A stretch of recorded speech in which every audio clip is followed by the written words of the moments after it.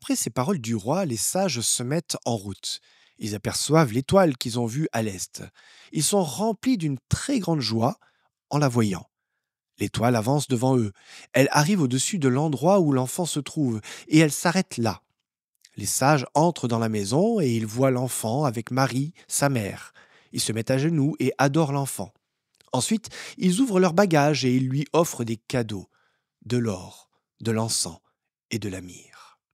Le geste est magnifique, mais il n'est plus pratiqué. Certes, dans nos liturgies, nous l'évoquons, nous le chantons, nous en parlons même dans nos prières.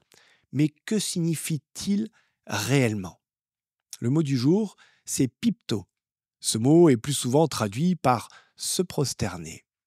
Là encore, les traducteurs ont choisi de simplifier, de rendre plus accessible ce terme. Mais ce terme a beaucoup plus de profondeur. On pourrait parler de se jeter à terre, de tomber face contre terre, d'être abattu, de se prosterner, d'adorer.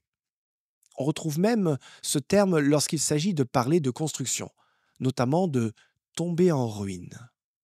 Je veux m'arrêter un instant sur cette dernière idée, tomber en ruine. L'imagerie populaire a fait des rois mages des personnages presque légendaires. Pourtant, pour être plus juste, on devrait parler de sages et non de rois. Je les imagine traversant les déserts, les terres hostiles, les territoires inconnus. Avançant sur leurs chameaux guidés par une étoile, ils s'engagent dans une quête qu'ils peinent sûrement à définir. Nous sommes venus chercher un personnage particulier, sûrement un roi, disent-ils à Hérode, mais il n'y a aucun nouveau-né dans ce palais. Leur quête doit donc continuer ailleurs. De manière inattendue, ils traversent des champs boueux, remplis sans doute de fientes animales, là où paissent les troupeaux. Après un long voyage, ils arrivent enfin dans un lieu improbable, une étable. Là, ils trouvent l'enfant annoncé par l'étoile. Ils se jettent à terre, ils tombent en ruine. Je les imagine à l'entrée de cette étable, hésitants. Sommes-nous au bon endroit? Est-ce possible?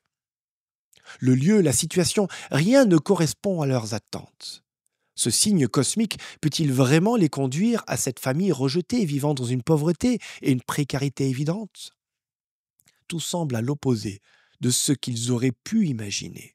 Et pourtant, ces sages entrent dans l'étable, ils se jettent à terre.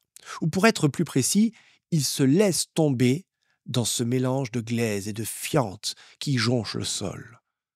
Ces hommes de savoir, ces scientifiques, ces personnages importants, pour qui ce voyage a sûrement coûté cher et qui apportent encore plus de richesse avec l'or, l'encens et la myrrhe, se prosternent. Aucun doute qu'ils n'ont pas pris le temps de disposer de la paille sur le sol ou de déposer délicatement une étoffe. Non, ils se sont jetés à terre, spontanément. Ils se sont humiliés devant le roi.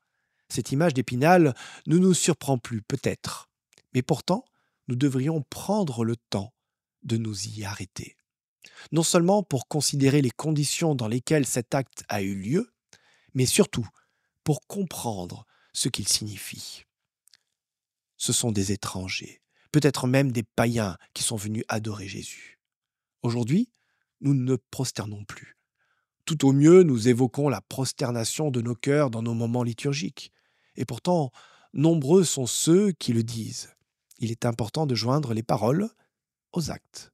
Même les prie-dieux dans les églises sont conçus pour améliorer notre confort quand nous nous agenouillons. Pour ma part, j'ai même acheté un petit tabouret de méditation avec un tissu moelleux pour que ce soit plus confortable. Mais il y a quelque chose que je voudrais relever dans le geste de ces sages, la spontanéité de leur prosternation.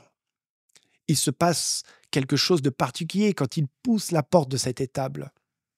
Ce n'est plus le moment de réfléchir, mais c'est le moment d'agir. Certes, ils s'étaient préparés à cet instant, mais sûrement pas à de telles circonstances. Peut-être devrions-nous parfois, nous aussi, laisser davantage de place à nos élans spontanés.